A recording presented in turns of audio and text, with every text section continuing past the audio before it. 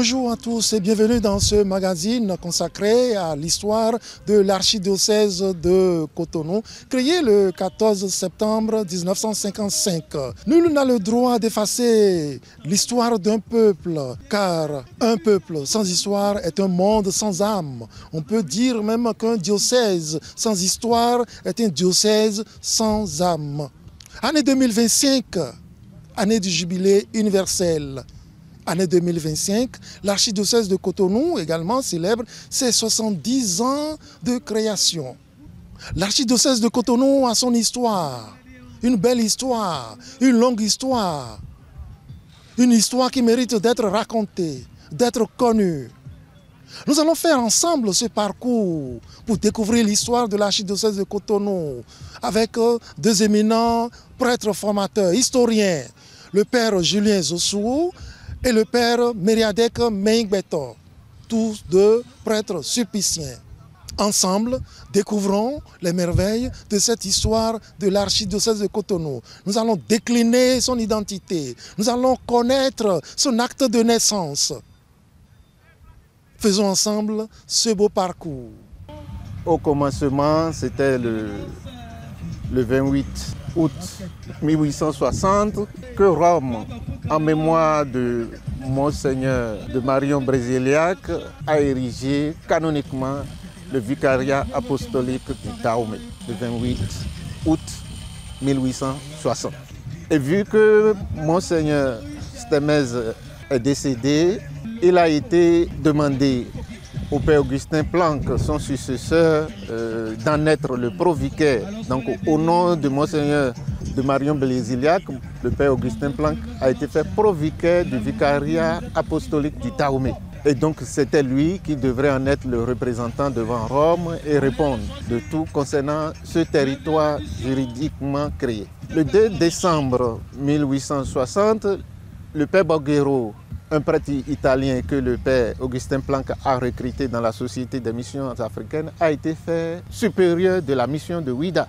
Et avec lui et le père Francesco Fernandez et Louis Hédé, ils ont pris le navire à Toulon en janvier pour atterrir au Wharf de Ouida, sur la plage de Ouida, le 18 avril 1861. Arrivé au Wharf de Ouida, il a dû prendre la pirogue pour traverser la lagune et rejoindre la ville de Ouida. Il a dû en un premier temps résider chez le Yovogan, le Tchatcha, qui était le représentant du roi d'Abomey à Ouida. Mais très vite, l'ambiance entre les missionnaires et le Yovogan s'est détériorée et ils ont demandé à aller s'établir au fort portugais, qui était vide en ce moment-là. Le 18 avril, le 6 mai déjà, ils ont déménagé au fort portugais, où ils ont établi résidence.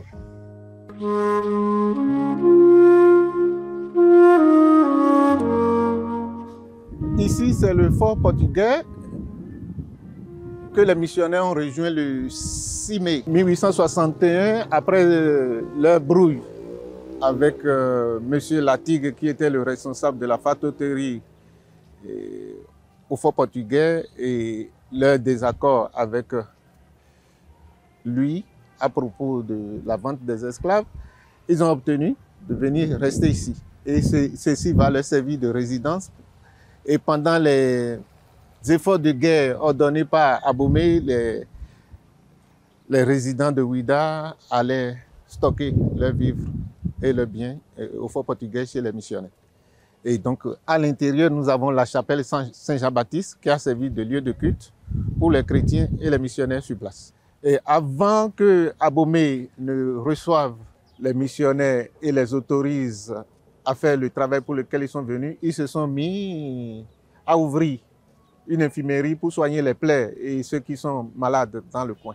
Ce qui a impressionné le roi et qui lui a confié son cousin aguerri aussi, qui avait une plaie incurable et que le père Borghero a traité et dont le cousin était guéri. Ce qui a fait bonne impression auprès du roi et qui les a autorisés à faire le travail pour lequel ils sont arrivés au Dahomey Bénin. C'est au même lieu aussi que, en février 1862, l'école catholique a ouvert ses portes avec un internat, et les missionnaires ont recruté 10 jeunes garçons qu'ils ont commencé par initier aux lettres qui vont leur servir d'interprètes aussi. Donc l'internat a commencé dedans et les premières traces de l'école catholique en février 1862.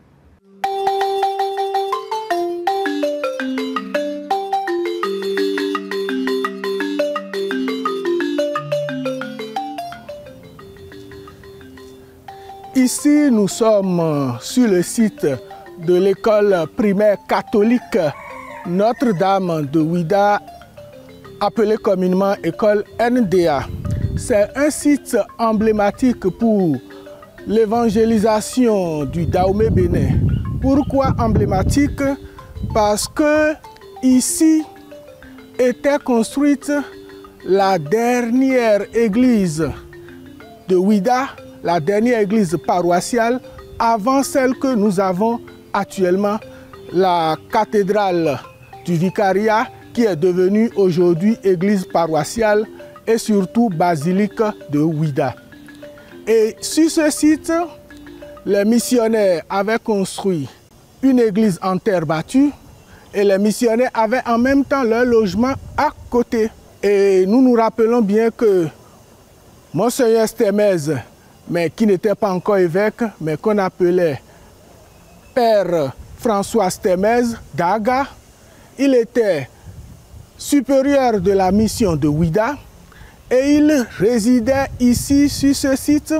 Et sur ce site, on a une église en terre battue, laquelle église, quand le vicariat sera érigé en 1901, deviendra la cathédrale du vicaire apostolique, et Monseigneur Datois avait sa cathédrale ici. À l'établissement de la colonie du Dahomey, les missionnaires ont obtenu de pouvoir se déplacer de ce site et de pouvoir rejoindre le site actuel de la basilique de Ouida. Et ce site, c'était un site qui accueillait le tribunal et la prison du royaume d'Abomey pour la ville de Ouida. Et sur ce site, on a emprisonné beaucoup de gens, même des missionnaires comme le père Dorget auraient été emprisonnés sur ce site. Et après que les missionnaires ont obtenu la faveur de s'établir sur ce site, le père François Stemez a voulu ériger une église paroissiale digne de ce nom. Et à l'avènement du vicariat apostolique du Dahomey en 1901, Monseigneur Datois, venant dans son vicariat, avait apporté le plan de cette nouvelle église. Et il a commencé la construction de cette nouvelle église avant que la mort ne le surprenne. Et il reviendra au père François Stemez, qui va devenir vicaire apostolique, successeur de Monseigneur Louis Datois, de construire cette cathédrale et de bénéficier de cette cathédrale comme la sienne et d'y installer la cathèdre et de consacrer même cette cathédrale. Et en se déplaçant d'ici vers le site actuel de la basilique de Ouida, les pères de la mission catholique de Ouida ont cédé le site aux religieuses Notre-Dame des Apôtres, qui finalement vont s'installer dans le presbytère qui sera amélioré, et ce site deviendra maison des religieuses et en même temps école catholique.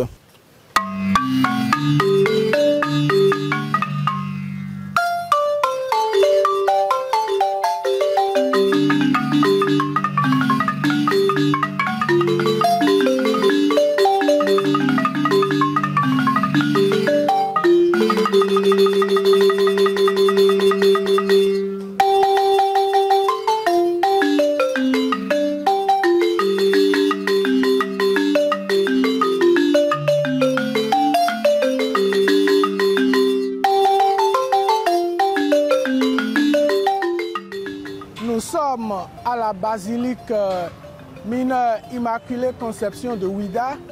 C'est en même temps une église paroissiale Et disons, c'est la première paroisse érigée au Bénin. L'église paroissiale a été érigée et consacrée et est devenue cathédrale du vicariat apostolique du Dahomey en 1909.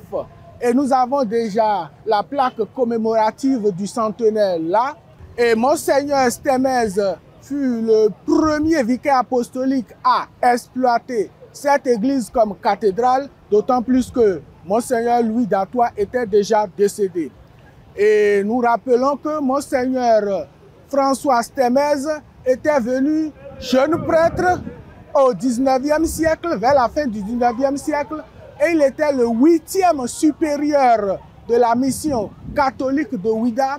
Et c'est à ce titre qu'il a été élevé au rang de vicaire apostolique et comme successeur de Monseigneur Louis d'Artois. Et il sera vicaire apostolique de 1906 jusqu'à 1934 et son successeur, Monseigneur Louis Parisot, sera ordonné en 1935 et deviendra le 3e vicaire apostolique du Dahomey.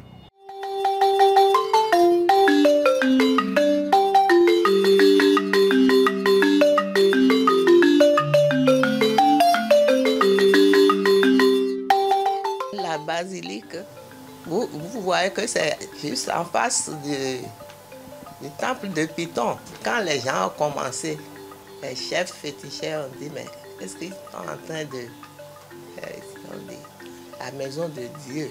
Dit la maison de Dieu. Si c'est la maison de Dieu, nous allons nous occuper de ça avec eux. Et c'est comme ça que on a pris tous les féticheurs, féticheuses, tout ça là. Elles allaient à la plage chercher du sable dans des cuvettes pour amener à la basilique. La basilique n'était pas construite. Ce sont ces gens-là. Parce que la main-d'œuvre chez les féticheurs, c'est gratuit.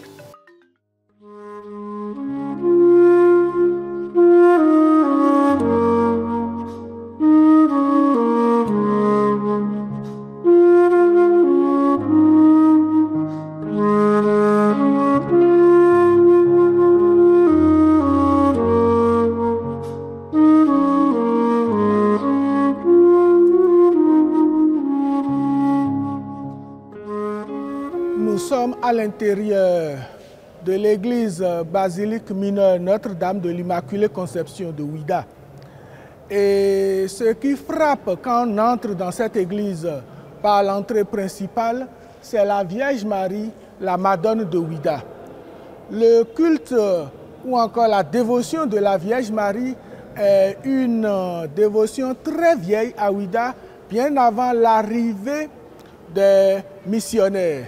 D'autant plus que c'est quelque chose qui était hérité des Portugais, qui fait que chaque 8 décembre, les autochtones et même les Afro-Brésiliens et les Blancs qui étaient à Ouidah faisaient la procession mariale. Et quand les missionnaires sont venus à Ouidah, ils ont intégré cette dévotion à la culture chrétienne de Ouidah, ce qui a fait que, bon, la première paroisse de Ouidah et la première paroisse du vicariat portent le nom de Notre-Dame de l'Immaculée Conception, la Vierge Marie étant la patronne même de cette mission. Et c'est cette Vierge Marie qui trône là-haut, qui est la Madone de Ouidah.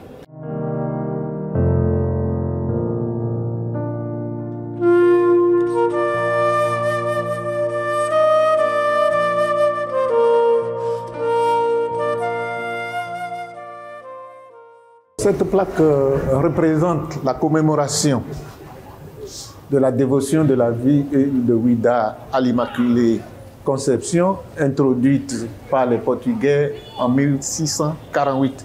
Donc en 1948, le 8 décembre, c'était la fête du tricentenaire et la population de Ouidah, sous l'impulsion de Monseigneur Louis Parisot, 3e vicaire apostolique, et le père Bellevet, supérieur de la paroisse, ont posé cette plaque. L'église paroissiale de Ouida, le 8 décembre 1989, a été élevée au rang de basilique mineure, en souvenir de tout ce que les missionnaires ont eu à faire au Dahomey Bénin. Et basilique mineure, c'est un rang pour honorer une église historique, et c'est désormais une église du pape.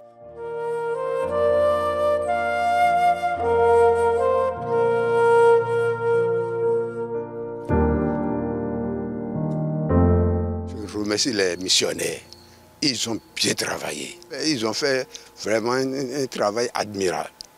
Et en ce temps-là, ils allaient à vélo, ils allaient à pied.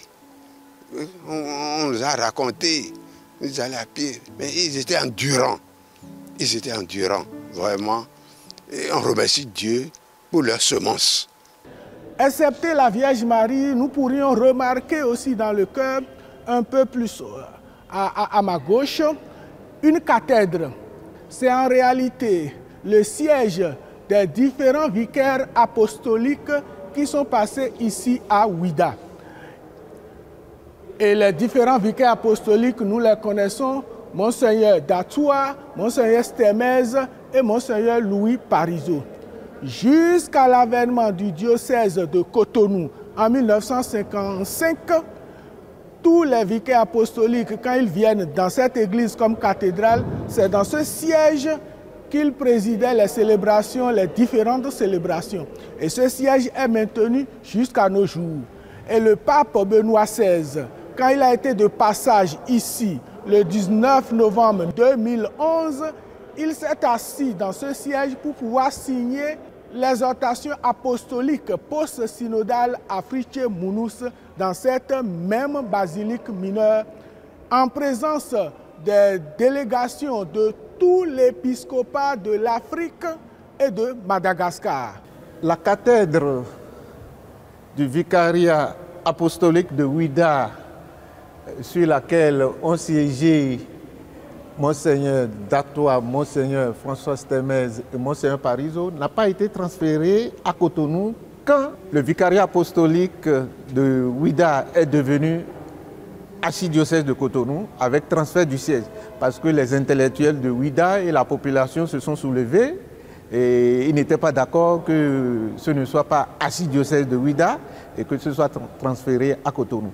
Et donc en souvenir des vicaires apostoliques qui y ont travaillé, on a maintenu la cathèdre à Ouida parce que la population a refusé son déplacement. Donc on a respecté cela et la cathèdre est restée, et à Cotonou, on a dû refaire une autre cathèdre pour l'archevêque de Cotonou. Et c'est Monseigneur Louis Parizeau qui sera le premier archevêque de Cotonou auquel Monseigneur Gantin va succéder.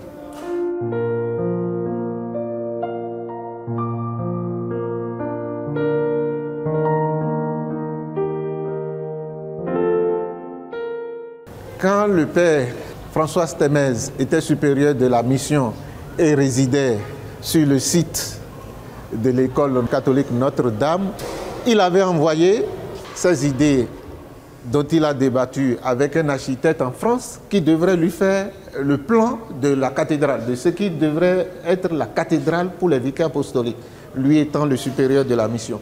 Ce qui a fait que quand Monseigneur Datoua a été ordonné, il est venu à Ouida avec le plan que l'architecte lui a confié pour le père Stemez. Et il s'est fait qu'à sa mort, le supérieur de la mission, le père Stemez, lui a succédé. François Stemez lui a succédé et est devenu le deuxième vicaire apostolique de Ouida et qui va régner de 1905 jusqu'à 1934 comme vicaire apostolique. Étant donné que nous étions en territoire de mission, le vicariat a repris le processus pour devenir diocèse et archidiocèse. Donc, vicariat, au né vicariat, le résident a été supérieur d'une mission. Nommé le 2 décembre 1860, le père Boguero a débarqué sur la côte de Ouida le 18 avril 1861. avec le père Fernandez. Le troisième qui les avait suivis, qui était un Français, est mort lui et on l'a enterré en Sierra Leone. Donc ils sont arrivés au Dahomey Bénin, ils ont travaillé et en 1873, il y a eu un incident à l'internat et les missionnaires ont dû se rabattre sur Porto Novo, leur mission de Porto Novo. Et en 1883, le vicariat du Dahomey, donc, qui a eu comme supérieur de mission celui de Ouida, est redevenu préfecture. Donc de la mission, on est repassé à la préfecture en 1883. Et de 1883 à 1901, il est redevenu vicariat. Donc pour résumer, on a la mission de Ouida, la préfecture apostolique du Dahomey et le vicariat apostolique du Dahomey en 1901, dont le premier vicaire apostolique, un évêque, a été Louis Datois. Le territoire a été érigé en mémoire d'un évêque défunt et on a nommé un provicaire, Augustin Planck, pour le représenter. On a eu un premier supérieur de la mission, le père Boguero, et après on a eu la préfecture du Dahomey et finalement on a eu le normal vicariat apostolique du Dahomey avec Monseigneur Louis Datois comme premier vicaire apostolique. Et le deuxième a été Monseigneur François Stemez Daga, supérieur, 8e supérieur de la mission de Ouida, qui a commencé par résider là-bas, mais qui a eu l'honneur de construire la cathédrale, puisque c'était lui qui avait demandé à l'architecte de faire le plan de la cathédrale. C'est finalement lui qui va la bâtir. Et il en sera le représentant jusqu'en 1934, où il a démissionné et le recteur du séminaire Saint-Gall va prendre sa succession en la personne de Parisot, Louis Parisot. Ici, c'est la tombe de Son Excellence Monseigneur François Stemez, mort en 1952, il a été inhumé ici, donc il repose ici. Louis Datois, qui a été le premier vicaire apostolique, lui repose ici. Il est mort en 1905, et donc lui, sa tombe est là, il repose ici. Alors, ce qui est intéressant, c'est ce qui est écrit comme épitaphe à Monseigneur François Stemez. Et c'est mis ici, vicaire apostolique du Dahomey, 1906-1935, constructeur de la cathédrale de Ouida, 1901-1905, fondateur du clergé indigène dahoméen et des religieuses indigènes petites servantes des pauvres, en 1914. C'est les OCPSP. Donc c'est dit là, quand on l'a inhumé en 1952, que c'est lui qui les a fondés. Et du coup, ça va poser un problème par rapport aux fondateurs des sœurs OCPSP, qui reconnaissent plutôt celui qui a été nommé le directeur spirituel et du noviciat, que les sœurs reconnaissent. Mais au fait, c'est celui-ci qui est le fondateur, puisque c'est écrit là. En 1941, le vicariat apostolique du Dahomey sera découpé et on aura la préfecture apostolique du Niger qui va contenir tout le nord du Dahomey, donc de Parakou jusqu'au Niger. Et du coup, le vicariat du Dahomey va s'arrêter à la limite de Parakou, juste avant Parakou Bassila, et donc ça va être le vicariat du Dahomey. En 1948, Parakou va revenir au territoire du Dahomey et là, on aura le vicariat apostolique de Dahomey va devenir vicariat apostolique de Ouida, puisqu'on aura Parakou qui fait partie du Dahomey aussi. Donc on aura vicariat apostolique de Ouida et préfecture apostolique de Parakou. Donc on aura deux juridictions ecclésiastiques.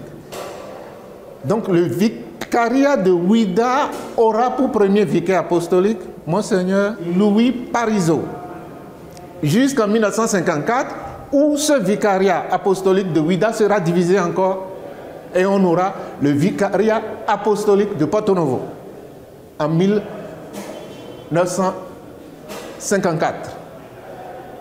Et du coup, on aura trois juridictions ecclésiastiques sur le territoire du Dahomey. On aura le vicariat apostolique de Ouida, le vicariat apostolique de Porto Novo et la préfecture apostolique de Parakou.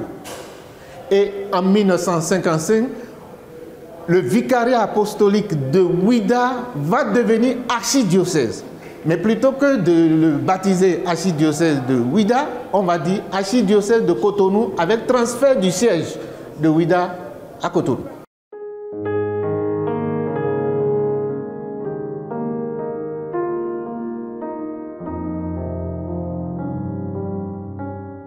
Mon contact a été très marqué avec Monseigneur Louis Parisot. C'est lui qui m'a donné la confirmation. Et avant la confirmation, il venait de temps en temps dans notre milieu. Moi, j'étais à Alada, hein, et je le voyais continuellement.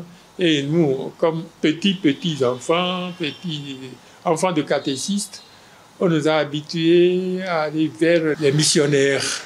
Et rien que pour bénéficier de leur compagnie, de leur style de bénédiction et des petits cadeaux de rien du tout qui nous faisaient et qui avaient beaucoup d'importance pour nous.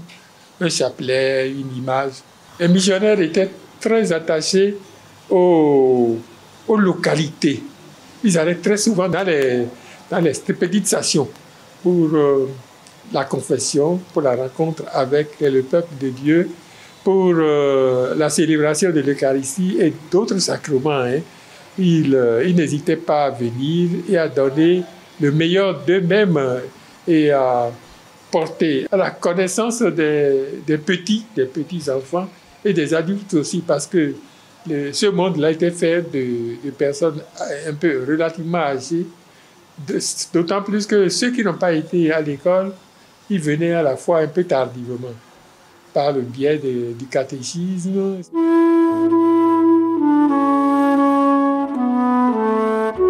Ce qui m'a surtout marqué dans ce diocèse de Cotonou, c'est l'organisation de la catéchèse. Avant le Concile Vatican II, il n'y avait pas une organisation sérieuse en tant que telle. Mais d'après ce que nous avons entendu des pères archevêques qui ont dirigé ces diocèses, Monseigneur Louis Parisot, Monseigneur Datois, ils ont intégré la catéchèse à toute la vie pastorale. Parce qu'en ce moment-là, on ne parlait pas de catéchèse en tant que telle, on parlait de catéchisme, c'est-à-dire les vérités à croire, les commandements à pratiquer et les sacrements à recevoir. À un moment donné, l'Église a fait confiance aux théologiens qui ont concocté toutes ces vérités-là, tous ces commandements dans un petit livret qu'on appelle le catéchisme. C'est ça qu'on utilisait avant le Concile Vatican II. Mais on a constaté que cela a ses limites. Cela a ses limites parce qu'on apprenait des choses. On connaissait des choses sur Jésus-Christ, sur Dieu. Mais d'où viennent ces choses-là? Il faudrait qu'on aille jusqu'au fond de la parole de Dieu pour découvrir le sens de ça. Donc, le Concile Vatican II a voulu le renouveau de la catéchèse. Et dès les années 66-67, on a créé ce centre de catéchistes qui a commencé à former les catéchistes de type nouveau pour cette nouvelle vision de la catéchèse dans le monde et dans les diocèses. Donc ça a commencé par le père André Cassa, dont nous avons entendu parler, le père Pierre Legendre, Monseigneur Isidore de Souza. Tout cela ont été au début de la création de ce centre catéchistique qui a formé des catéchistes d'une autre manière, des catéchistes qui ont été capables de partir de la parole de Dieu elle-même pour susciter, éduquer et nourrir la foi des fidèles qui leur ont été confiés.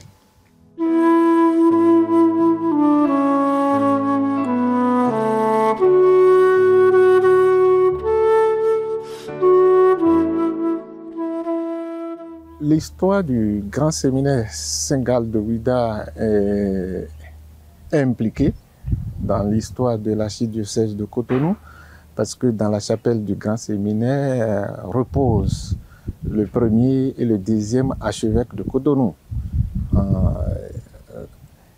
Nous avons là la tombe de Monseigneur Louis Parizeau, qui repose à la gauche, à l'opposé du tabernacle, et Monseigneur Ganti, le cardinal Ganti, qui est du côté du tabernacle. Quand Monseigneur Louis Parizeau a été fait successeur de Monseigneur Stemez, qui a été le fondateur du séminaire, il y a établi son palais épiscopal, qui est à l'extrême droite du séminaire. Quand on fait face au bâtiment, à l'extrême droite, c'est le palais épiscopal du 3e vicaire apostolique de Dahomey, qui sera vicaire apostolique, l'unique vicaire apostolique du vicariat de Ouida et le premier archevêque de Cotonou. Le foyer de charité de Sèvres a donné le goût de l'évangile et l'écoute de la parole de Dieu. Et puis la mission d'annonce de Jésus-Christ par le biais des retraites. Les gens venaient massivement aux retraites programmées et les groupes de prière aussi organisaient beaucoup de récollections et de retraites de 4 jours ou d'une semaine au foyer de charité, si bien que nous étions constamment sollicités. Le foyer de charité de Sèvres a été un stimulant pour le diocèse de Cotonou, d'autant plus que non seulement les laïcs venaient, mais les évêques, l'évêque et les prêtres, le clergé venaient aussi massivement à écouter la parole de Dieu, et puis également les temps forts, temps de carême, temps de Pâques, et puis d'autres moments, surtout les jubilés, les anniversaires. Ils venaient les préparer là, et on en célébrait quelques-uns aussi au foyer de charité. Donc c'était un lieu de grand rayonnement. On peut apprécier la croissance d'un diocèse à partir de la croissance spirituelle des membres des chrétiens de ce diocèse-là. Sur ce plan, beaucoup de choses ont été faites. On a bien marché jusque-là.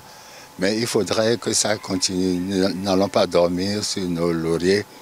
Il faudrait qu'on regarde tout ce qui a été positif et qu'on continue dans ce sens.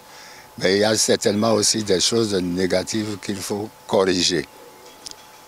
Moi, je voudrais qu'on mette maintenant beaucoup l'accent sur la formation des catéchistes, parce que sans formation, rien ne peut marcher. Et puis, ce centre catéchétique a participé vraiment à la formation des catéchistes, surtout des catéchistes permanents. Aujourd'hui, il n'y a plus de catéchistes permanents. Il y a beaucoup de catéchistes qui font le travail, mais ils font ce qu'ils peuvent. Et sans une bonne formation, ça ne peut pas marcher.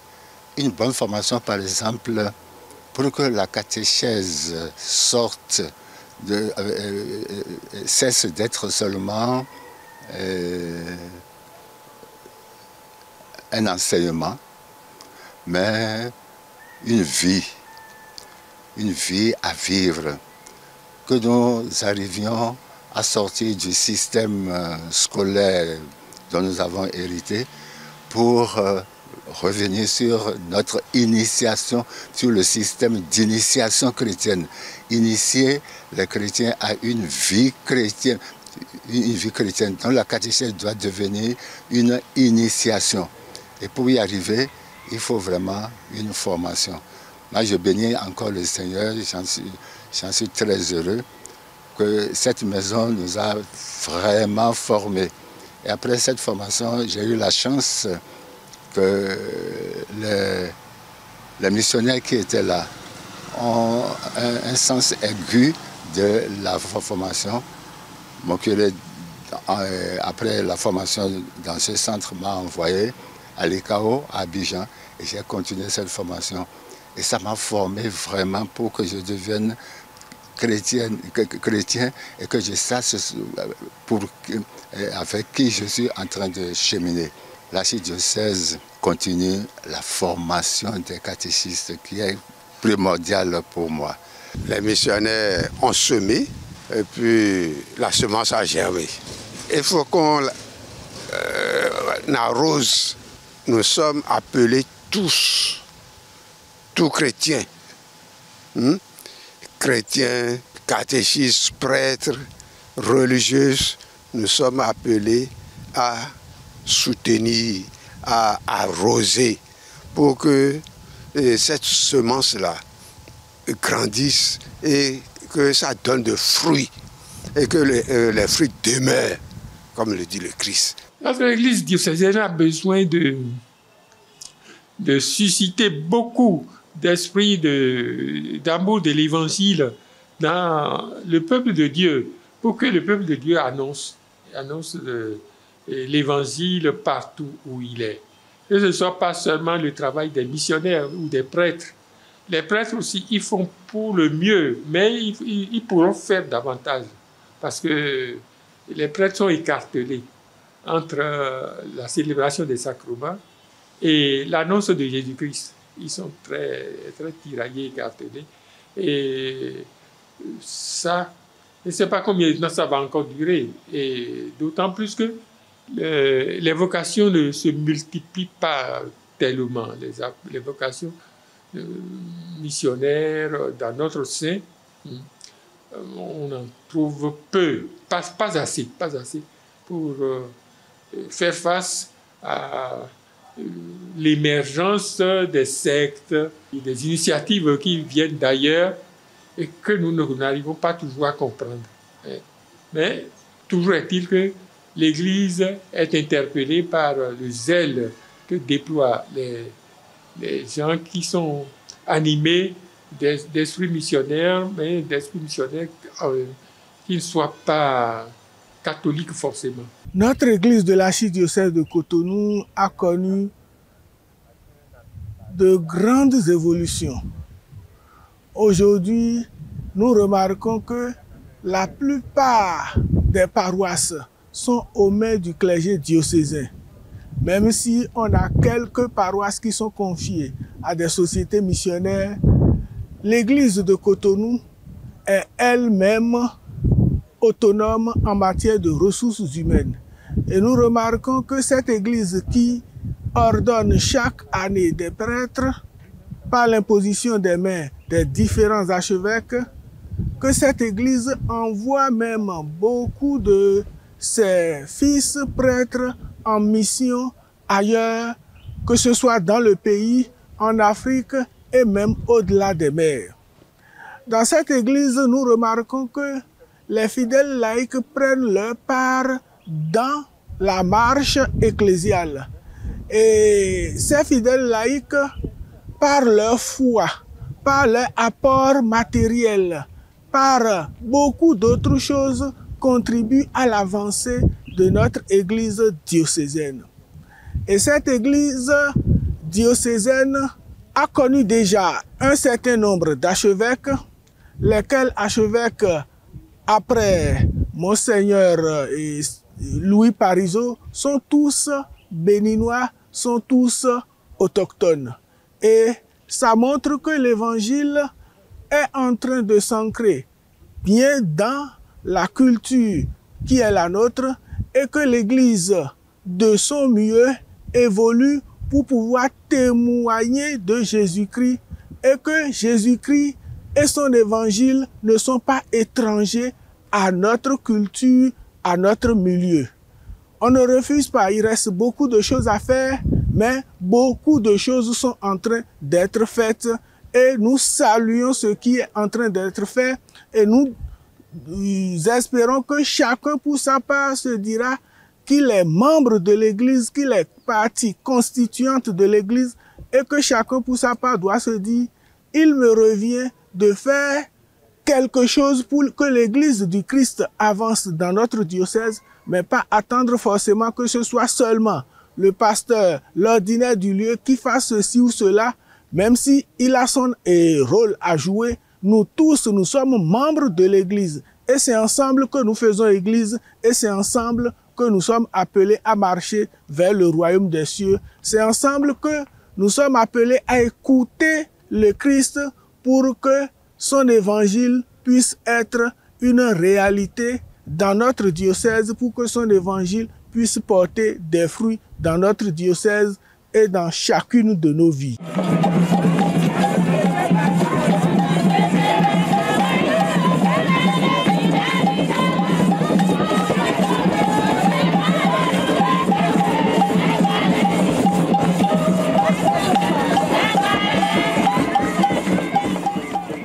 Je crois que l'avenir est prometteur.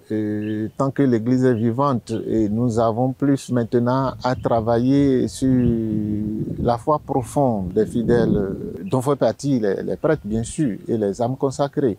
Nous avons plus maintenant à insister sur l'approfondissement de la foi et sur l'autoprise en charge. Les missionnaires nous ont aidés de leur mieux pour bâtir et fonder notre Église. Et nous avons pris leur succession, nous en sommes leurs héritiers aujourd'hui. Et nous avons maintenant le devoir de tracer le chemin pour les générations à venir, pour que tout soit déjà plus ou moins bien établi dans notre archidiocèse et institutionnalisé avant qu'on ne le lègue aux générations futures. Donc c'est avec un regard d'espérance que je vois notre Église. Nous continuons de marcher, de nous structurer, d'établir les choses, et la grâce du Saint-Esprit est avec nous. Nous ne pouvons que bénir le Seigneur pour tout cela. C'est le chemin de la joie. C'est le chemin du Seigneur. Ne voudrais-tu pas y marcher, toi aussi? Je voudrais marcher aux côtés de mon Seigneur, sur le chemin qui mène à Dieu. Rien ne pourra m'empêcher. J'irai jusqu'au bout. C'est le chemin de la paix. C'est le chemin du Seigneur. Ne voudrais-tu pas y marcher, toi aussi? Je voudrais marcher aux côtés de mon Seigneur, sur le chemin qui mène à Dieu. Rien ne pourra m'empêcher. J'irai jusqu'au bout. C'est le chemin de l'amour. C'est le chemin du Seigneur. Ne voudrais-tu pas y marcher, toi aussi? Je voudrais marcher aux côtés de mon Seigneur, sur le chemin qui mène à Dieu. Rien ne pourra m'empêcher. J'irai jusqu'au bout. C'est le chemin de la vie. C'est le chemin du Seigneur. Ne voudrais-tu pas y marcher?